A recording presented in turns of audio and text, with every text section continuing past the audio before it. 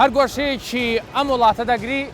سروشتێکی جوان و سەرنجڕاکێشی هەیە بە تایبەتی بۆ کەرتی گەشتیاری. مەبەستی منە لەم بەرنامەیەدا بە دوواداچوون بۆ کەرتێکی گرنگ و ژێرخانێکی ئابووری بکەم لە هەرێمی کوردستان، ئەویش کەرتی گەشت و گوزارە. بزانم ئێستا ئەم کەرتە چ بوژانەوەیەکی بەخۆیەوە بینیوە بە داتایەکی دیاریکرا و پێتان بڵێم تەنها لە ماوەی 2 ساڵدا لە ڕێگای کەرتی گەشت و گوزارەوە نزیکەی 10,000 هەلی کار ڕەخسێنراوە. ئێستا بۆ بەشێک کەرتی گەشتیاری بۆتە سەرچاوەی داهات. لە هەمان کاتە پلانی وەزارەتی شارەوانی و گەشت و گوزارە کە کار لەسەر گەشتیاری بیانی بکە. هەرێمی کوردستان پێی ناوەتە قۆناغێکی نوێوە بۆ ئەوەی کە بۆ هەر 4 وەرزی ساڵ پێشوازی یاخود دەرگای شوێنە گەشتیاریەکان بەڕووی گەشتیاری ناوخۆیی و بیانیدا بکاتەوە. لە بوشانەوەی ئەم جارەدا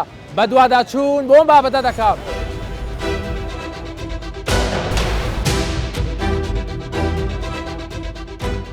سەردانی گەشتیارانی بیانی بۆ هەرێمی کوردستان لە وڵاتە جیاوازەکانەوە فەڕەنسا، ئەمریکا،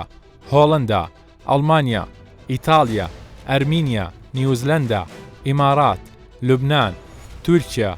ئێران سەردانی گەشتیارانی بیانی لە نێوان ساڵەکانی 2021-2022 ژمارەیان 5,000 گەشتیار بووە کە لە ڕێگای فڕۆکەخانە نێودەوڵەتیەکانەوە سەردانی هەرێمی کوردستانیان کردووە.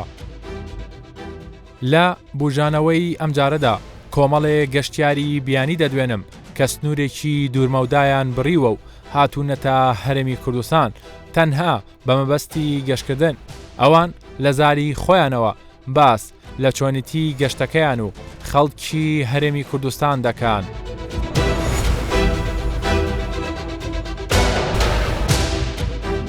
We love to come to Kurdistan. We really do. We love the food. زۆر دڵخۆشم کە هاتم بۆ کوردستان. بەڕاستی خواردنەکانی ئێرە زۆر خۆشە و خەڵکەکەی زۆر هاوکارە. زۆر خۆشحاڵم کە لێرەم و ئەوە یەکەم جارم نابێت و دووبارە دێمەوە بۆ ئێرە. دەمەوێت لێرەوە پێتان بڵێم ئێوە خەڵکەکە و وڵاتەکەتانم زۆر بەدڵە.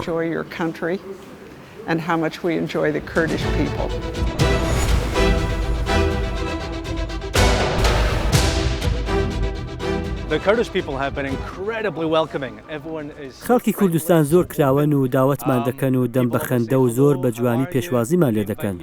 کوردستان زۆر جوانە، سرنجی منی ڕاکێشاوە. نازانم خەڵک بۆ سەردانی ئێرە ناکەن. من بە هەموو ئەوانە ڕادەگەێنم کە دەیان ناسمن و هاوڕێ من بێن بۆ ئێرە سەردانی هەرێمی کوردستان بکەن.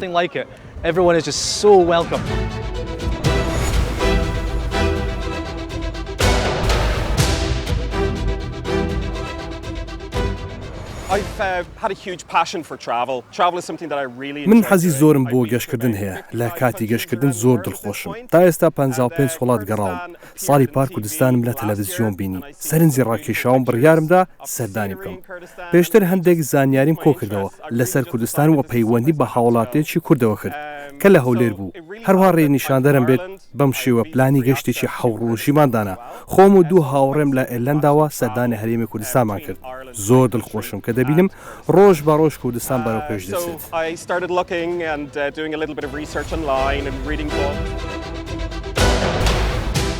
لە هەرێمی کوردستان چەندین پرۆژەی گەورە هەیە کە لەسەر ئاستی ناوخۆ و ڕۆژهەڵاتی ناوڕاست دەگمەن و هاوشێوەیان نییە. هەر ئەمەش بۆتە هۆی ڕەخسانی سەدان هەلی کار بۆ گەنجان و بەڕێوەبردننی شوێنە گەشتیارەکان لەلایەن گەنجانی ناوخۆ.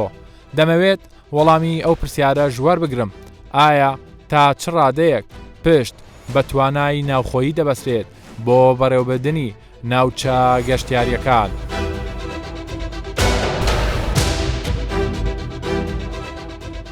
شوێنی جوانمان هەیە ئامادەکراوەیە، بەڵام من پرسیارەکەی من لێرە ئەوەیە بۆچی زۆر جار دەبینین پێش بە کەسانی بیانی دەبەستین بۆ بەڕێوەبردننی شوێنە گەشتیاریەکان. ئەگەر ناوچە گەشتیارەکەی خۆتان بە نمونە بێنینەوە چەند کەستان بیانیە، چەند کەستان ناوخۆیە، چەند هەلی کارتان ڕەخساندووە؟ ئێمە وەکو هەوارگەی شنگلبانە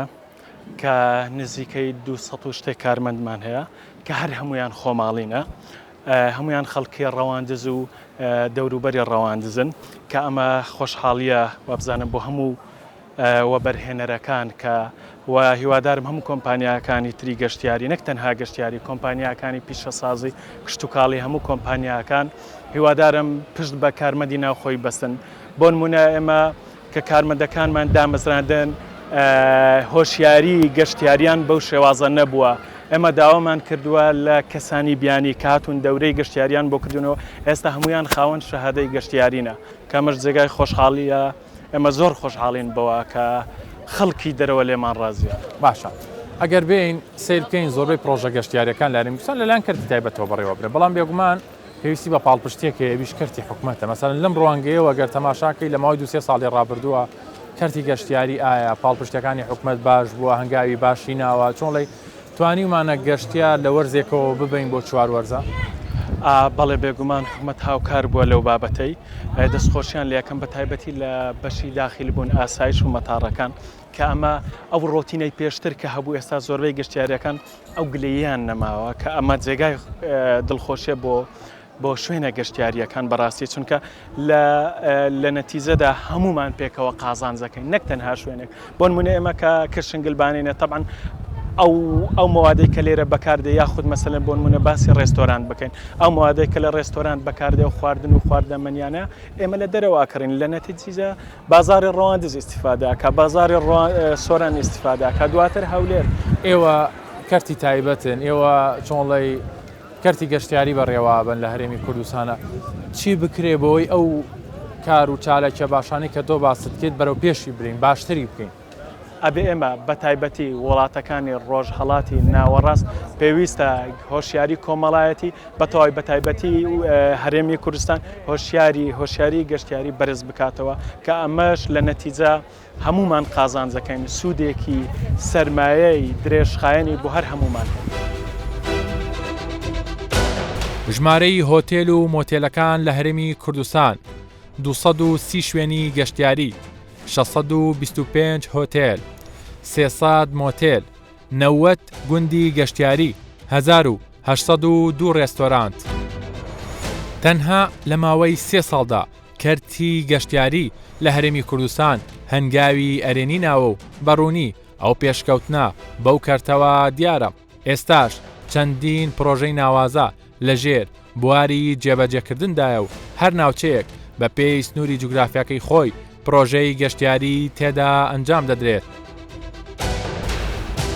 کاک بارزان سەبارەت بە کەرتی گەشتیاری دەتوانین ئێستا بڵین ئەو قۆناغەی تێپەڕاندووەکە لە وەرزێکەوە بۆتە چوار وەرزە یاخود بڵین بە شێوازێکتر بڵێم کەرتی گەشتیاری بە تەواوەتی بوژانەوەی بەخۆی بینیوە ماوەی چەند ساڵێکە دەبی کە کەرتی گەشتیاری لە سنووری ئیدارەی سۆران لەو ئەوە تێپەڕیوە کە بەڕاستی بەشێکی شوێنە گەشتوگوزارەکان لە چاوی بازرگانیەوە بەچاوی ئێستا لە ئێستادا بەچاوی پیشسازیانە سەیری کەرتی گەشتیاری دەکەن لە ڕابردوو تەنها لە مەوسمێک یاخود لە یەک وەرزە کاریان دەکرد بەڵام ئێستا بەڕاستی بۆتە چوار وەرزە لە ئاوی ناواری بێخال گەلی عەلیباگ لە کۆڕک لە شنگلبانە لە جوندیان هەموو ئەو شوێنانە بەڕاستی بووتە چوار وەرزە ئێمە لە هەوڵداین بۆ ئەوی بتوانێت شوێنەکانی تریش کە بەتایبەت لە ناوچەی باڵەکایەتی لە دەبەری بارزان ئەو شوێنانی کە گەشتیار سەردانی دەکات بتوان بەبەردەوامی لە هەر چوار وەرزی ساڵ گەشتیار سەردانی بکەن نەک تەنها لە یەک وەرزە خۆشبەختانە دەبەری سۆران هەر چوار وەرزی ساڵ گەشتیاری هەیە تەنها لە وەرزی زستانە نزیکەی 400,000 گەشتیار و سەردانیکار هاتن بۆ سنووری ئیدارەی سۆران. زۆر باشە ئەو گەشتیارانەی کە دێن بۆ هەرێمی کوردستان دەتوانین بڵین سوودێکی باش پێگەێنن یعنی چۆنڵی جێدەستی خۆیان دیارە پارە لەگەڵ خۆیاندا دەدێنن هەلی کار بۆ کۆمەڵە کەس دەڕەخسێنن بەدڵنیاییەوە نزیکەی 1500 دەرفەتی کار لە سنووری ئیدارەی سۆران دۆزراوەتە لە بۆ ئەو خەڵکانێکەوە لەم کەرتە ئیش دەکەن لە چێشخانەکان لە هۆتێلەکان لە مۆتێلەکان یاخود کەپرە گەشتیارەکان تەنانەت ئەو فرۆژگا و دوکان و یاخود ئەو شوێنانێکەوە لە سەر ڕێگای ئەو گەشتیارانەکەوا دێن گەشتیار هەمووشەی پێدا دەکاتن هەمووی جوولەی بازاڕی دروست کردووە لە ناوخانە بگرە لە قەسابخانە بگرە لە تەنانەت تەکسی بەنزیخانە هەمووی جوولەیەکی یەکجار زۆر دروست دەبێت لە کاتی هاتنی گەشتیاردا گەشتیار ڕوو دەکاتە ناوچەیەک کە خزمەتگوزاری باشی لێبێ شوێنی جوانی لێبێت چۆن وەکو خۆت باست کرد لایەنی ئارامی و ئەمنیەکەی لە هەمووی گرنگترە ئەو خزمەتگوزاریانە چییە کە پێشکەش بە گەشتیارانەکرێ لە هەرێمی کوردستان و بەتایبەتیش لە ئیدارەی سۆران ئەو خزمەتگوزارانی کە پێشکەش دەکرێت بەڕاستی ئێستا ساڵ لە دوای ساڵ سەیتەری گەشتیاری لە هەرێمی کوردستان بژانەوەی باشی بەخۆ بینەوە خۆتان ئاگادارن ئێستا لە هەرێمی کوردستان و بەتایبەتیش لە شارە گەورەکان کۆمەڵێک براند و هەروە هۆتێلی ناوازە هەیە و هەروە چێشتخانەی زۆر ناوازە و دەرەجە یەکێکە بەڕاستی لە دووەلی عەرەبیش دەگمەنە شتی زۆر باش و دەگمەن هەیە و لە سنووری ئیداری سۆران ئێمە کۆمەڵێک پرۆژەی زۆر ناوازە و سەرنجڕاکێشمان هەیە بە هەماشەوە لە سەرئاسی عێراق و ناوچەکە لە هەرە دەگمەنترین ناوچە گەشت و گوزاریەکانن و بوونی سروشتی ئەم ناوچەیە لەپاڵ بابەتە ئەمنیەکەی سروشتی ناوچە دڕفێنەکانی سنووری ئیداری سۆران هۆکارێکی هەرە باشە بۆ ئەوەی کەوا بکەین کاریگەری بخینە سەر کۆمپانیا گەشت و گوزاریەکان و گەشتیاری بیانی لەلایەکی دیکە ئێمە کاری جدی دەکەین بەنیازین لە ئایندا کۆنفرانسێکی گەورەی وەبەرهێنانی گەشتیاری بەستین بۆ ئەوەی کاری جدی بکەین لەسەر هاندان و سەرنجڕاکێشانی سەرمایه‌دار و وەبەرهێنەری بیانی بۆ ئەوەی سەرمایە گوزاری بکەن لە سێکتەری گەشتیاری ئەم سنوورە چونکە ئێمە بەڕاستی تەواو هەڵکەوتەیەکی گەشتیاریمان هەیە کە لە هەر چوار وەرزی ساڵ دەکرێت ئێمە سول لە جۆرەکانی گەشت و گوزار وەرگین لە بۆ وەبەرهێنانی گەشتیاری و بەنیازیشین لەم کۆنفرانسە 75 شوێنی جیازیە داخلمان کردووە عرضی بکەین لە وەبەرهێنەران بۆ ئەوەی سەرمایە گوزاری کردن لە ماوەی تەبێنی کابینەی نوێمە پرۆژەی گەشتیاری هەیە بۆ نمونە لە ئیداری سۆران خراپێتە بواری جێبەجێکردنەوە بڵێ ئێستا ما پرۆژەی گەشتیاری ڕووپەسەندی گەشتیاریمان هەیە لە سۆران ئێستا دەستی بەکارەکان کردووە پرۆژەی شتمان هەیە لە بانەزێوەک لە ڕەواندز دەستی بەکارەکان کردووە و پرۆژەی حەسەن بەگ ئینشاڵڵا لە ئایندێشی نزیک ئەمە دەست بەکارەکان دەکات وەکو باسم کرد هەر لە کامینەوەمە بەنیازین لە ئایندێشی نزیک گەورەترین کۆنفرانسی وەبەرهێنانی لەسەر مستەوایەکی باڵا لە بۆ یەکەم جار لە سنووری ئیداری سۆران بێتە ئەنجام بدەن کە چەندین شوێنی جیازە لە هەرموو جۆرەکانی گەشت و گوزار لەم کۆنفرانسە عرضی دەکەین و بەردەوامیش هەوڵداینە بۆی شوێنە گەشت و گوزارەکان نەوژەکەین و بەنمونە گەلی عەلیبەگ لە ئێستا دیزاینی تەواومان دەست پێ کردووە کاری جدیمان کردووە دووسێ کۆبنەوەشمان لەسەری کردووە بۆی لە دووسێ مانجی داهاتوو پاش تەوابوونی مەوسمی گەشتیاری هاوینە دەست بکەین بە دووبارە نەوژەکردنەوەی ناوەی هاوین هەواری گەلی عەلیبەگ بە هەمان شێوە لە دژنگان ئێستا دەستمان بەکارەکان کردووە و بەبەردەوامی خەڵکی ناوچەکە ئەوانەی سەرمایەدارن لە بواری گەشتیاری دەستیان کردووە بە دروستکردنی کەپری گەشتیاری بە شێوازی سەردەمی و چێشتخانە و هۆتێل و مۆتێل ئێوە بەو پێی کە لە گەشتیارانەوە نزیکن لە خاوەن هۆتێل و مۆتێل و چێشتخانەکان نزیکن بە شێوەیەکی گشتی ئەگەر داتایەک لەبەردەستی ئێوەیە بێ بۆ نمونە ئەو گەشتیارانەی دێنە هەرێمی کوردستان ئەگەر بۆ ماوەی هەفتەیەک بمێنەوە هەر گەشتیارێک چەندێک خەرج دەکانی بڕەکەی چەند شتێکی وا لەو نێوەندا ئێمە بەپێی ئەو ڕاپرسانێکە لە ڕابردوو تیمەکانی ئێمە وەکو بەڕێوەبەری گەشت و گوزاری سۆران کردومان ئەمە بەبەردەوامی ناوە ڕاپرسی دەکەین لە بۆ کۆمەڵێک بابەتی گرنگ پەیوەست بە خزمەتگوزاری ئاسی خزمەتگوزاری ناوچە گەشت و گوزاریەکان یەک لە خاڵەکان بابەتی سەرفکردنە ئێمە معدل وەردەگرین بەپێی ئەو معدلێکی ئێمە وەرمان گرتووە لە ماوەیەک هەفتە بە تەقریبی نزیکەی $300 هەر بۆ هەر گەشتارێک سەرف دەکات کە دێ بۆ هەرێمی کوردستان بەگشتی لە ئیدارەی سۆرانە چەند ناوچەی گەشتیاریمان هەیە ئەگەر کۆی گشتی ساڵەکە حساب بکەین ساڵانە بە چۆن لە ژمارە و گەشتیارانە چەندە کە سەردانی ئەم ناوچانە دەکەن نزیکەی 35 شوێن بە بەردەوامی گەشتیار لە سنووری ئیدارەی سۆران سەردانی گەشتار سەردانی دەکات و ئەم 35 شوێنە و تەواوی سنووری ئیدارەی سۆران نزیکەی 180 کۆی هەولێر و 130 کۆی ناوچە گەشت و گوزاریەکانی هەرێمی کوردستان پێگەێنی ساڵی ڕابردوو کە 2021 بوو نزیک بووە لە 1.5 ملیۆن سەردانی کەر و گەشتار بۆ ئەم ساڵەگەر کەشەکە لەبار بێ بەتایبەت لە بواری ئەمنی و تەندروستی پێشبینیمان وایە ڕێژەی هاتووی گەشتاران نزیک بێتەوە لە 2 ملیۆن گەشتار و سەردانیکە پرۆژەکانی کەرتی گەشتیاری کە ڕەوانەی دەستەی وەبەرهێنان کراوە لە ساڵی 2020 43 پرۆژە لە ساڵی 2021 تا ساڵی 2029 بە پێی ماستەر پلانی دەستەی گەشت و گوزار 272 پرۆژە پێشکەش کراوە تەنها لە ساڵی 2019 سەرمایەی وەبەرهێنانی گەشتیاری $1 ملیار بووە کۆی گشتی سەرمایی وەبەرهێنان لە کەرتی گەشت و گوزار لە هەرێمی کوردستان $8 ملیار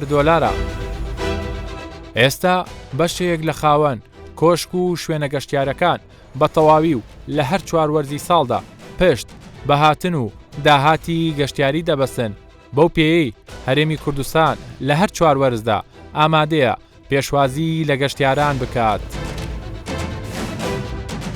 کەرتی گەشتیاری ساڵ بساڵ الحەمدوللا زۆر پێش دەکەوێ و ساڵ بساڵ گەشتیارێکی زیاتر سەردانمان دەکات لێرە کە من سەرپەرشتیاری ئەم ناوچەیە دەکەم ساڵانە گەشتیار زیاد دەبی الحەمدوللا وێمەش لێرە هەلیکارتا نێزیکەی لەسەروی 30 کەسوە بۆ لێرەکە کار دەکەن و موچەشیان لە نێوان 500 بۆ 700,000 دایە و هەیە زیاتریش وەردەگرێ ئەو گەشتیارانە ئەو کارمەندانانی کە لێرە کار دەکەن زۆر بەشیان خوێندکارن یان دەرچووی پەیمانگاکانن بەردەوام لێرە کار دەکەن.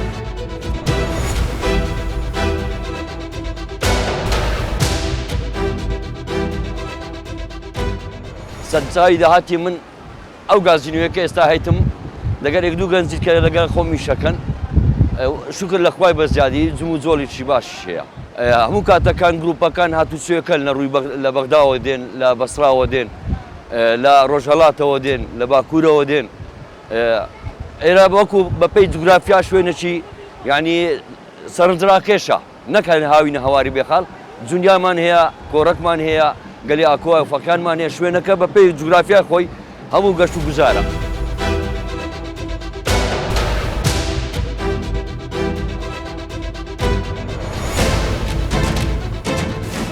Also this year we built a new waterfall where people enjoy. ئەم ساڵ ئەم تافگەیمان دروست کردووە بۆ ئەوەی گەشتیار چێژ لە دەنگی ئاوی تافگەکە وەرگرێت. پلانمان هەیە پرۆژەی ئاوی زیاتر دروست بکەین. دەمانەوێت زۆرترین گەشتیار سەردانی کوردستان بکات. ئێمە تەنیا چاوەڕوانی گەشتیاری ناوخۆی ناکەین. بەم دوایانە گەشتیار لە ئێران، سووریا، تورکیا، ئەڵمانیا، ئینگلتەرا هاتوون ئەمەش سوودی باشی هەیە بۆ کوردستان. بۆ کوردستان شوێنێکی ئارام و پارێزراوە. کوردستان is secure place.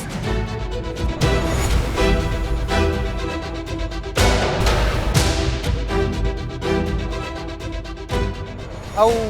بیانیانەیە کە دێن ئێرانە پێش بێن کە قسەیان لەگەر دەکەین یعنی لیان وایە کوردستان و عێراق برێن یەک وڵاتە و دائیمەن شەڕ و شۆڕ و یان زۆر ئەمان نییە لێرانە بەڵام کە دێن ئێرانە تەماشەی واقعەکەی دەکەن یعنی 100 پێیان فەرقی هەیە بۆ نمونە دەزان کە کوردستان لەگە عێراق زۆری فەرق هەیە یعنی هەم لە ڕووی سروشت هەم لە ڕووی بڵین حکومڕانی و لە هەموو ڕووەکەوە تەواو جیاوازە لە یەکتری و بەڕاستیش ینی ئەوە قسەی وانە کە هەم وەکو خەڵک وەکو حکومت زۆر ڕایان لە کوردستانە یعنی خەڵکەکە زۆر نێوان دۆستن زۆر جار لۆچایەک یان نانەک زۆر جار هەر پارە و شتیش وەرناگرن یانیش حکومت برێن سەیتەرەکان زۆر هاوکارن لەگەڵ خەڵک و زۆر حەریسن لەسەر ئەمانی وان یعنی ئەو شتە ئەو پۆینتە لەکنەوان زۆر مهمە و زۆریش سەریان سوورمایە لەو شتێک کە دێنە ئێرانە یعنی جیهانە چکێ ئەو جیهانە نییە کە لە برین لە میدیا و لە سۆشال میدیاکان باز دەکرێت لەسەر کوردستان و لەسەر عێراق تەواو جیاوازە لە کنیا. شێواز و پێشوازی و پێشکەشکردنی خزمەتگوزاری بە گەشتیاران لە هەرێمی کوردستان ئێستا لە ئاستێکی زۆر بەرزدایە هەمان ئەو خزمەتگوزاریانە پێشکەش دەکرێت کە لە وڵاتانی ناوچەکە بوونی هەیە یاخود ئەو وڵاتانەی کە سەرچاوەی داهاتیان کەرتی گەشتیاریە. تایبەت بە هەولێری پایتەخت ئێستا گەر ئەوە لە بەڕێستان بپرسم ئێوە لەم شارەیە توانای چەنەی پێشوازیکردنی گەشتیارتان هەیە بۆمانەوە؟ بەڕێمە شاری هەولێر وەکو پایتەختی هەرێمی کوردستان زیاترین بنکەی گەشتیاری تێدایە و زیاترین شوێنی گەشتیاریشمان هەیە لە بەتایبەتی گەشتیاران کە ئەوانەی کە زۆر لە فترەشی یەک کات زۆر دێن لە بۆنەکانە دێن لە هەولێر توانای ئیستیعابی نزیکەی 52,000 بێت لە شەوەکە هەیتمان زایدان سەدەی بێدی احتیاتی ینی سەفەری بەتوانین دەگەیرانەوە بکەین و بنکە گەشتیاریەکان زیاتریان لە کەتە سنووری پارێزگای هەولێر کەوەی کە گەشتیار زیاتر ڕووی تێکاتن و شوێنە گەشتیاریەکانمان لە شاری هەولێرە. باشە سەبارەت بە هۆتێل و مۆتێل و ڕێستۆرانت و چێشخانەکان جا میلیەکان بێ 3 ئەستێرە و 4 ئەستێرەوە تا 5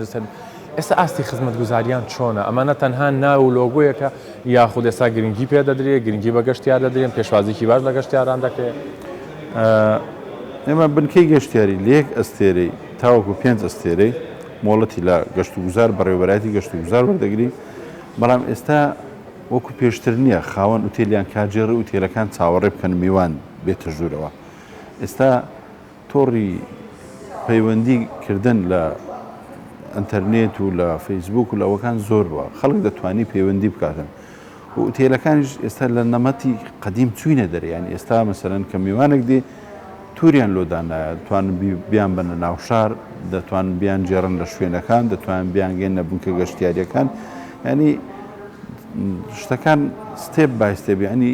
یەک لە دوای یەک بەرەو پێشوچوون دەچی کە ئەوەش ینی دڵخۆشکەرە لە هاتنی گەشتیاران لەبەرەوەی ئەمە دەبی گرنگی بۆ بدەین گەشتیار چی دەوێت